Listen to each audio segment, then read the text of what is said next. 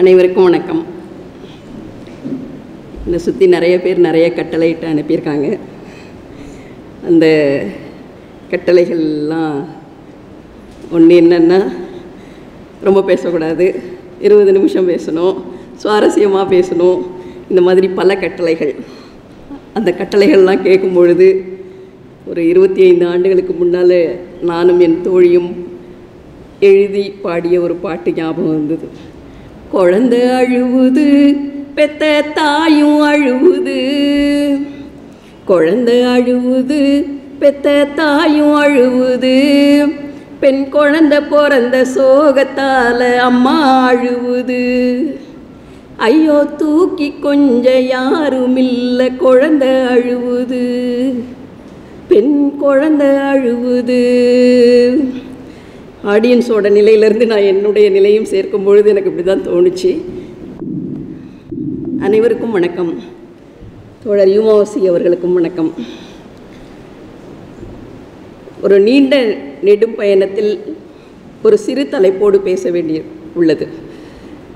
நிறைய நீங்கள் பேசும் பொழுதும் கூட எனக்கு என்னுடைய கருத்துக்களை மாற்றி மாற்றி அமைத்து கொண்டும் சேர்த்து கொண்டும் போகும் வாய்ப்பும் இருந்து கொண்டே இருந்தது.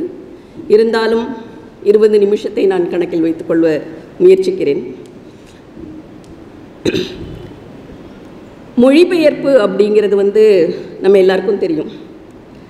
என்னுடைய கதைகள் ஒரு மொழிபெயர்ப்புக்கு தேர்ந்தெடுக்கப்பட்டதென்றால் அதனுடைய தரம் என்பது கணக்கிடப்பட்டுள்ளது அப்படின்னு நாம் புரிந்து கொள்வோம்.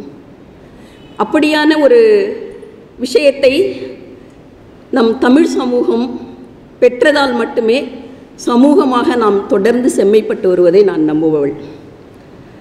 அது ரஷ்ய இலக்கியத்திலிருந்து நமக்கு கிடைத்ததாக இருந்தாலும் சரி, ஆங்கில இலக்கியத்திலிருந்து நமக்கு கிடைத்ததாக இருந்தாலும் சரி, மலையாளம், பெங்காலி அல்லது ஹிந்தி போன்ற நம் இந்திய மொழிகளிலிருந்து நமக்கு கிடைத்ததாக இருந்தாலும் சரி, நாம் நம்மை செழுமைப்படுத்தி கொள்ள, நாம் நம் உணர்வுகளை நுட்பமாக பார்த்து கொள்ள, நாம் யாராக இருக்க வேண்டும் என்பதை அறிவுரித்து கொள்ள உதவிக்கொண்டே இருப்பவையாக நாம் உணர்கிறோம். அதே விஷயங்களை தான் நாம் குழந்தை இலக்கியத்திலும் சிறார் இலக்கியத்திலும் பார்த்து வருகிறோம். ஒருவேளை வஷீம் ஷீலி இல்லை என்றால், ஏன் காரல் மார்க்ஸ் இல்லை என்றால், காந்தி இல்லை என்றாலும் கூட, அம்பேத்கர் இல்லை என்றால், இவர்களுடைய இன்னும் அடுக்கிக் கொண்டே போகலாம். ஜானஸ் கார்ச், ஜான் ஹோல்ட், இப்படி அடுக்கிக் கொண்டே போகக்கூடிய மனிதர்கள் இல்லை என்றால் நம் குழந்தைகளை நாம் இன்னும் எப்படி வைத்திருந்திருப்போம் என்பது நமக்கு தெரியும். ஸோ குழந்தைகளை பற்றிய நம்மளுடைய விஷயங்கள், குழந்தைகளை பற்றி நாம் புரிந்து கொள்ளக்கூடிய விஷயங்கள் குழந்தை இலக்கியத்துக்கு மிக பெரும் பங்காற்றி இருக்கிறது. யுமாவாசியுடைய இரத்த உறவையும் 15 ஆண்டுகளுக்கு முன் நான் படித்தது. சமீபத்தில் படித்த ஹிச்காக்கும், இரண்டும் சேர்ந்த மனிதர் இல்லாவிட்டால் நம் சிறுவர் இலக்கியத்தை எப்படி புரிந்து கொள்வது? ஹிச்காக்குக்கும் குழந்தைக்கும் எவ்வளவு தொடர்பு உள்ளது, இரத்த உறவுக்கும் நம் குழந்தைகளுக்கும் எவ்வளவு தொடர்பு உள்ளது என்பதை சிறார் இலக்கியத்தை பற்றி பேசும்பொழுது நாம் உணர்ந்தே ஆக வேண்டிய அவசியம் இருக்கிறது. ஒரு இலக்கியம், ஒரு சிறார் எழுதும் இலக்கியம், சிறாரை பற்றிய இலக்கியம், சிறார்களுக்காக இலக்கியம் என வெவ்வேறு வடிவங்கள் இருந்தாலும் சிறுவர்கள் எழுதும் விஷயங்களுக்கு இருக்கிற ஒரு வெளிப்படைத்தன்மை என்பது அதை நாம் அப்படியே அங்கீகரித்து கொள்ளலாம். அதில் நாம் கை வைக்கும் பொழுது அது நம் எண்ணங்களாக மாறுவதை பற்றி நாம் எவ்வளவோ பேசிக்கொண்டிருக்கிறோம். அது ஒரு பக்கம் இருக்கட்டும். ஆனால் யுமாவாசியின் செயல்பாடுகள், கவிதைகள், கதைகள், இவைகள் எல்லாவற்றிலும் யார் யார் இருக்கிறார்கள் என்று பல நேரங்களில் என்னால் உற்று பார்க்க முடியும். சில நேரங்களில் குட்டி இளவரசனை, சில நேரங்களில் வேறு ஒரு புத்தகத்தில் உள்ளவரை எப்படி அவர் பிரதிபலிக்கிறார் என்பதை என்னால் பல நேரங்களில் ஒப்பிட்டு பார்க்க சுலபமாக முடிகிறது. ஸோ இந்த மாதிரியான ஒரு ஒப்பீடுதல் அப்படிங்கிறத நமக்கு நம்மை மேம்படுத்தி கொள்ள உதவுவதாகவும் நாம் தொடர்ந்து பார்க்கிறோம்.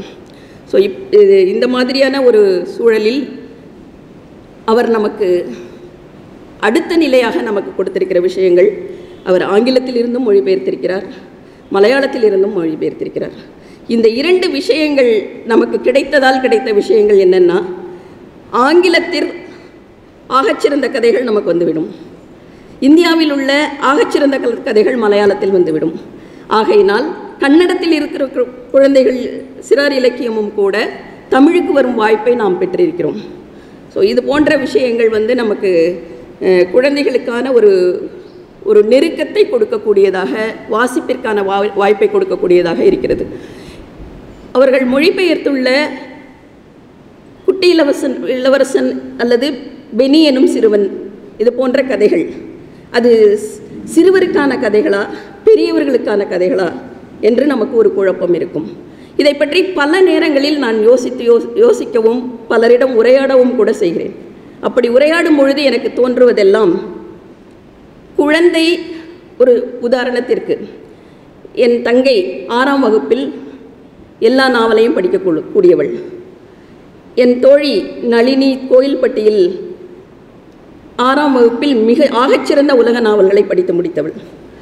குழந்தை படிக்கும் நிலையில் அவர்கள் எவ்வளவு வேகமாக பயணிக்கிறார்கள், வாசிப்பில் அவர்கள் அடுத்தடுத்த நிலைக்கு போகும்பொழுது இலக்கியம் அது குழந்தைகளுக்கானதா பெரியவர்களுக்கானதா என்று ஒரு புறம் திணறுகிறது. அதை போலவே நாமும் திணறுகிறோம்.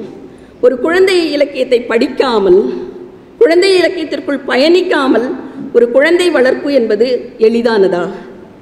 குழந்தை இலக்கியத்தை படிக்காமல் ஒரு ஆசிரியராக பணியாற்றுவது வந்து எளிதானதா? அப்படி என்று பார்த்தோமானால், இலக்கியத்தில் இந்த பிரிவினையை உடைப்பதற்கான வேலையையும், இந்த பிரிவினை விஷயத்தை இன்னும் நமக்கு ஒத்துப்போகக்கூடிய விஷயத்தை கொடுப்பதுமாக நமக்கு மொழிபெயர்ப்பு பல நேரங்களில் உதவி செய்கிறது. அப்படியான ஒரு இன்னும் கொஞ்சம் சில உதாரணங்கள் எடுத்துக்கொள்வோம் என்றால், யுமா வாசுகியுடைய பெனி எனும் கதையில் வருகின்ற அந்த குழந்தை அம்மாவை குழந்தை உற்று பார்ப்பதற்கானதா, அம்மா குழந்தையை உற்று பார்க்க வேண்டியதற்கானதா, அப்படியான ஒரு கேள்வியாகட்டும். அதே போல கன்னட சிவப்பு கிளியில் ஒரு குழந்தை ஆசிரியருக்கு முன், அம்மாவிற்கு முன் என்ற ஒரு தவிப்பு நிலை அப்படிங்கிறது ஒரு எழுத்தாளன் குழந்தை நிலையிலிருந்து தான் எப்படி வருகிறான் என்பதை குறிக்கிறதா, ஒரு சிறுவருக்கானதா, இப்படி அடுக்கிக் கொண்டே போகக்கூடிய ஒரு விஷயத்தை நமக்கு கொடுத்து கொண்டே இருக்கிறது. ஸோ இப்படியான ஒரு சூழலில் நமக்கு சிறார் இலக்கியம் அப்படிங்கிறத விட ஒரு மொழிபெயர்ப்பு இலக்கியம் கொடுக்கக்கூடிய பலம் அப்படிங்கிறது வந்து மிக முக்கியமானதாக நான் பார்க்குறேன். நான் பயன்படுத்திய மொழிபெயர்ப்பு இலக்கியங்கள் யுமாவாசியோடதுன்னு பார்த்தேன்னா, நான் ஆசிரியர்களுக்காக அதிகம் பயன்படுத்தியது ஆண் பிள்ளையார் பெண் பிள்ளையார் என்ற புத்தகம், பெனி என்னும் சிறுவன் குழந்தைகளுக்கு, 8ஆம் வகுப்புக்கு மேற்பட்ட குழந்தைகளுக்கும் பயன்படுத்தியிருக்கிறேன் நிறைய. அதே போல் இளம் குழந்தைகளுக்கு எறும்பும் புறாவும் டால்ஸ்டாயோடது. ஸோ இந்த இன்னும் கூட உம்முக்குட்டி அம்மாயி அந்த ஒரு புத்தகம் இவங்களுடைய பாரதி புத்தகாலயத்தில் வெளிவந்து புத்தக பூங்கத்தில் வந்தது, அதையும் நிறைய பயன்படுத்தியிருக்கிறேன். ஸோ இதை எப்படியெல்லாம் பயன்படுத்தி இருக்கிறேன் என்று கேட்டால், ஆசிரியர் பயிற்சியில், இதே போன்ற ஒரு ஆசிரியர் பயிற்சியில் குழந்தைகளுக்கு ஜெண்டர் என்ற விஷயத்தை எடுத்து செல்வதற்காக. ஸோ இந்த அந்த ஆண் பிள்ளை யார் என்ற புத்தகத்தை ஆசிரியர்கள் படிக்கும் பொழுது அவர்களுக்கு என்ன நிலை, எந்த புரிதல் இருக்கிறதோ, புரிதலுக்கான உரையாடல் இருக்கிறதோ, அதே புரிதலுக்கான உரையாடல் 8ஆம் வகுப்பிற்கு சொல்லும்போது எளிதாக இருந்தது. அப்போ ஒரு பக்கம் அது 8ஆம் வகுப்பிற்கான ஒரு குழந்தைக்கான உரையாடல் புத்தகமாக இருக்கிறது, ஆசிரியர்களுக்கான ஜெண்டர் பற்றி நீ புரிந்து கொள்ள வேண்டியதும் நீ குழந்தைகளுக்கு எடுத்து போக வேண்டியதும். ஸோ இந்த புத்தகத்தை நான் ஒரு 50 வகுப்பறையிலாவது பயன்படுத்தக்கூடிய வாய்ப்பை எனக்கு அது கிடைத்தது. இந்த இடத்தில் நான் சொல்லக்கூடிய இன்னொரு விஷயம் என்னென்னா, பல புத்தகங்கள் இன்க்ளூடிங் குட்டி இளவரசன், வஷீம் ஷீலி, இந்த எறும்பும் புறாவும், இதெல்லாம் பழைய மொழிபெயர்ப்பிலே நாம் படித்தது. பழைய மொழிபெயர்ப்பு அப்படிங்கிறது வந்து என்னை பொறுத்த வரைக்கும் ஆண் பிள்ளையார் என் பெண் பிள்ளையார் இந்தியா தாப்பர் வரைந்த கலர் படத்தோட தமிழில் வந்த மொழிபெயர்ப்பை வந்து இன்னும் சிறந்ததாக என்னால் சொல்ல முடியும். அது மட்டுமல்ல, நமக்கு குட்டி இளவரசன் இன்க்ளூடிங் அந்த வடிவமைப்பு என்ற விஷயம், ஏன்னா நமக்கு தெரியும் யுமா வந்து ஒரு கலைஞர், ஓவியர், வடிவமைப்பாளர், ப்ளஸ் எழுத்தாளர், கவிஞர், மொழிபெயர்ப்பாளர். நம்மளுடைய புத்தகத்தை பற்றிய புத்தக வடிவமைப்பு, புத்தகம் வெளிவருவது பற்றிய ஒரு கனவும் நமக்கு இருக்கும். ஸோ அந்த மாதிரியான விஷயங்களில் அவர் அதை ஏற்றுக்கொள்ளும் விஷயம் வந்து எனக்கு ஆச்சரியமாக இருக்கும். இன்னொரு பக்கம் எனக்கு வந்து அது எளிமையான மொழிபெயர்ப்பு அப்படின்னு சொல்லப்படும் பொழுது ஓகே என்பது மாதிரி ஏற்றுக்கொள்ளக்கூடிய ஒரு நிர்பந்த சூழலில் எனக்கு இருப்பது போலவே அது மனசிற்கு எப்பயும் தோணும். ஸோ அந்த வகையில் நம்ம அது பல நேரங்களில் அந்த இடத்தை வந்து பாரதி புத்தகாலயத்திற்கும் நாங்கள் கோரிக்கையாக வைக்க வேண்டிய ஒரு அவசியத்தையும் பெற்றிருக்கிறோம். அது இருக்கட்டும்.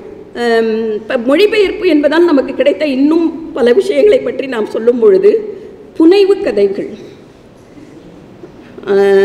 அழகான அம்மா கதையாக இருக்கட்டும், நரி கதை, இப்படி எடுத்து அடுக்கிக்கொண்டே போகலாம். நரி கதையில் வந்து பெல் அடித்த உடனே எல்லாரும் போயிடுவாங்க, நரி இறங்கி போகும். எனக்கு அந்த கதை வந்து ஒரு என்ன ஒரு இப்படி ஒரு அழகான புனைவு கதைகளை நாம் இன்னும் தமிழில் எழுத கற்றுக்கொள்ள வேண்டுமே அப்படிங்கிற மாதிரியான உணர்வுகளை இவர் தேர்ந்தெடுத்துள்ள அனைத்து புனைவு கதைகளும் நமக்கு கொடுக்கும். ஸோ அந்த மாதிரி ஆந்தையன் அம்மாவும் அப்படி தான், அழகான அம்மாவும் அப்படி தான். ஒரு ஆந்தை வந்து என்ன பண்ணோன்னா, குட்டி ஆந்தை ரொம்ப அழகாக அறிவியலோடு யோசிச்சிருப்பாங்க. நீ எவ்வளோ அழகு தெரியுமா, நீ எவ்வளோ அழகு தெரியுமான்னு அம்மாவும் பிள்ளையும் பேசிகிட்டு இருப்பாங்க. அப்புறம் கடைசியாக வந்து நீ வந்து அங்கே போனால் உன்னை வந்து சூரியன் கண்ணை குத்தும் அப்படிலாம் சொல்லியிருப்பாங்க. கடைசியாக வந்து அந்த ஆந்தை வந்து தொலைஞ்சு போயிடும். ஆந்தை வந்து அம்மா சொல்கிறத மீறி பறந்து போய் பார்க்கும். ஆனால் கடைசியாக என்னவாகும்னா, ஆந்தைக்கு வந்து அம்மாவை தேடி வர வேண்டிய சூழலில் வந்து கடைசியாக தேடி தேடி வந்துக்கிட்டே இருக்கும். எனக்கு கதை சொல்கிற மூடு இல்லை. இப்போ தேடி வந்து கடைசியாக எட்டும் பொழுது அது சொல்லும், அது வழியில் வந்து கொக்குக்கிட்ட சொல்லியிருக்கும், எங்கள் அம்மா அவ்வளோ அழகாக இருப்பாங்க, இந்த அம்மா அழகாக இல்லை, எங்கள் அம்மா அவ்வளோ அழகாக இருப்பாங்க அப்படின்னு சொல்லி. ஸோ எனக்கு இது ரொம்ப சென்டிமெண்டலாகவும் பார்க்கலாம். நமக்கு அம்மானா வந்து ஒரு அழகுங்கிற இதோடு இருக்கும், அது அவங்கவுங்களுக்கு ஒரு அழகோடு இருக்கும். இல்லைனா வந்து அழகுங்கிறது ஒரு பொதுமையோடு இருக்கும். இது எல்லாத்தையும் ஒரு கிரிட்டிக்கலாக பார்க்கக்கூடிய தன்மை இருந்தாலும் அந்த புனைவு அப்படிங்கிற விஷயம் மிக முக்கியமானதாக நான் பார்க்கிறேன். எறும்பும் புறாவும் வந்து இன்றைக்கி நம்மளுடைய தமிழ் விஷயங்களை கட்டமைத்த விஷயங்கள்லாம் முதலாம் வகுப்பு பாடத்திலிருந்து நாம் படித்த விஷயங்களாக தான் நான் பார்க்கிறேன். ஏன்னா இப்போயுமே நான் வந்து ஒரு படக்கதையை தேர்வு செய்து குழந்தைகளுக்கு எடுத்து செல்லலாம் என்னும்பொழுது அந்த புத்தகம் தான். நாம் 1ஆம் வகுப்பு படிக்கும் பொழுது ஆடும் மாடும் சண்டை போட்டுக்கொண்ட கதை தான். ஸோ இந்த மாதிரியான புத்தகங்கள் வந்து இன்னும் உயிர் வாழ்ந்து கொண்டிருக்கிறது என்பது ரஷ்ய இலக்கியத்தாலா அல்லது இன்றைக்கி நாம் வைக்கக்கூடிய விமர்சனங்களை கொஞ்சம் அதை எப்படி பார்ப்பது என்று நாம் யோசித்து பார்த்து கொண்டே இருக்க வேண்டியிருக்கு. சில கதைகளில் வந்து தலைப்பே கதையாக இருக்கிறது வந்து நம்ம பார்க்குறோம். முன்னாடி கூட யாரோ சொன்னாங்க, அந்த ஒற்றைக்கால் நண்டு, மரகத நாட்டு மந்திரவாதி, கருப்பழகன், இதெல்லாம். ஸோ இதெல்லாம் ரொம்ப நமக்கு அந்த தலைப்பிலிருந்தே நம்ம கதைக்குள்ளே போகிற ஒரு உணர்வை நமக்கு வந்து ஏற்படுத்தும். அடுத்து பார்க்கணும் அப்படின்னு சொன்னால் அறிவியல் புனைவு கதைகள். அறிவியல் புனைவு கதைகளில் நான் யோசித்தது வந்து குமிழ் அப்படின்னு ஒரு கதை, மணி அடித்த பேய். இந்த 2 கதைகளையும் நான் உதாரணத்துக்காக மனசுக்குள் நினச்சிருந்தேன் நான். ஸோ ஒரு அறிவியல் கதை அது, ஆனால் அதில் உள்ள புனைவுகள் அப்படிங்கிற ஒரு விஷயம் அப்படிங்கிறது தான் நம்ம வந்து அதை அறிவியல் புனைவு கதை அப்படிங்கிற ஒரு பெயரை கொடுக்கக்கூடியதாக இருக்கிறது. ஸோ ஒரு அறிவியலில் சொல்லித்தரும் பொழுது கூட, அல்லது ஒரு அறிவியலை நாம் ஒரு சின்ன உதாரணத்திற்கு வானவியலை பார்க்கும் பொழுது, வானவியல் என்ற அறிவியலை தாண்டிய நம்மளுடைய கற்பனை என்பது எவ்வளவு முக்கியம். ஸோ அப்படியான ஒரு விஷயமாகவும் நான் அதை பார்க்கலாம். அல்லது அறிவியல் என்பது ஒரு ராவான விஷயம் அல்ல, அதற்குள்ளும் புனைவு இருப்பது என்பதாக பார்க்கக்கூடியதாக எனக்கு அந்த கதைகள் வந்து மனசுக்குள்ளே தோணுச்சு. இன்னும் இந்த சாகச கதைகள் நமக்கு தெரியும், காலிவரின் பயணங்கள், இதெல்லாம் வந்து நமக்கு படிக்கும் பொழுதே அது எப்படி சிறார்களுக்கு மட்டும் இத்தனை வகையான கதைகள் இருக்குங்கிறத தாண்டி அதெல்லாம் இருக்குது. சில கதைகளில் பாடல்கள் சார்ந்த கதைகள் நிறைய இருக்குது. ஒரு கொக்கு கரடியின் கதை புத்தகம், வீட்டுக்கு போன்ற கதைகளில் வந்து பாட்டு இருக்கும். அந்த பாட்டு அப்படிங்கிற ஒரு விஷயம் கதைக்கு நடுவில் வந்துக்கிட்டே இருக்கும். அந்த வரிகள் வந்து நான் எழுதி வச்சுருக்கேன், ஆனால் நான் இப்போ படிக்கலை. அந்த வரிகள் வந்து பாடும் பொழுது அப்படிங்கிறதையும் கொஞ்சம் நினைத்து மொழிபெயர்த்திருந்தால் இன்னும் கொஞ்சம் சிறப்பாக இருக்குமோ அப்படின்னு எனக்கு தோணுச்சு. ஏன்னால் நமக்கு வந்து நாம் கவிஞராகவும் இருக்கிறோம். பாடல் விஷயங்கள் இருக்கும் பொழுது இசை என்பது குழந்தைகளுக்கு எவ்வளவு அந்யோன்யமானதாக இருக்கிறது அப்படிங்கிறதும் மனிதர்களுக்கே அந்யோன்யமான ஒரு விஷயம். ஸோ அப்போ வந்து அது கதை நகர்வதற்கும் குழந்தைகள் புரிந்து கொள்வதற்கும் சுலபமாக இருக்கும். இப்போ மொழிபெயர்ப்பாளராக நாம் அப்படியான ஒரு சுதந்திரத்தை ஒரு அதோட ஆசிரியருடன் இணைந்தோ நாமவோ எடுத்துக்கொள்ளக்கூடிய ஒரு வாய்ப்பை பெறலாம் என்பது என்னுடைய கருத்து. ஏன்னா மொழிபெயர்ப்புங்கிறது வந்து நம்மளை பொறுத்த வரைக்கும் இன்னும் பெரிய சண்டை போட்டுக்கிட்டு இருக்கிறோம். நான்லாம் வந்து பெயரை மாற்றுகிறேன், என்னால் வந்து ஷீலிங்கிற பெயரை வந்து தமிழ்நாட்டில் பயன்படுத்த முடியாதுன்னா ஒற்றுக்கொள்ளாத பதிப்பகங்களும் கதையாசிரியர்களும் இருந்து கொண்டு தான் இருக்கிறார்கள். அது மொழிபெயர்ப்பிற்கான நேர்மையா என்ற கேள்வியும் இருந்து கொண்டே இருக்கிறது. ஸோ அப்போ வந்து நம்ம அதெல்லாம் உடைக்க வேண்டிய அவசியமும் இருக்குது. தமிழ் மொழிபெயர்ப்பில் இன்னும் தமிழர்களுக்கான கதைகளில் நமக்கு மொழிபெயர்ப்பு கதைகள் மிகச்சிறந்ததாகவும் தமிழ் கதைகளில் இருக்கிற பிரச்சனையாகவும் நாம் பார்ப்பது இன்னொன்று என்னென்னா, இன்னும் குழந்தைகளுக்கான நெருக்கமான மொழிக்குள் ஆசிரியர்கள் பயணிக்க முடியாமை, இந்த பொது தமிழை உடைப்பதற்கு நாம் படுகின்ற பாடு குழந்தைகளுக்கிட்ட அருகில் செல்ல முடியாமையை இல்லைன்னா அந்த இடைவெளியை இன்னும் ஏற்படுத்தி கொண்டே இருக்கிறது. அப்போ குழந்தைகளின் மொழி என்பது பொது தமிழ் அல்ல. பாடப்புத்தகங்கள் நமக்கு அந்நியமாகி இருக்கிற ஒரு விஷயத்தை நம்ம பொது தமிழில் பார்க்கிறோம். அப்போ அந்த பொது தமிழில் இருந்து ஒரு மொழிபெயர்ப்பு தமிழில் பிரமாதமாகவும் சொந்த கதையில் ஒரு அந்நியத்தன்மையை ஏற்படுத்துவதற்குமான ஒரு காரியங்கள் இருப்பதையும் நான் இங்கு பார்க்கிறேன். நன்றி. நான் மீதியெல்லாம் எழுத்தில் அனுப்புகிறேன்.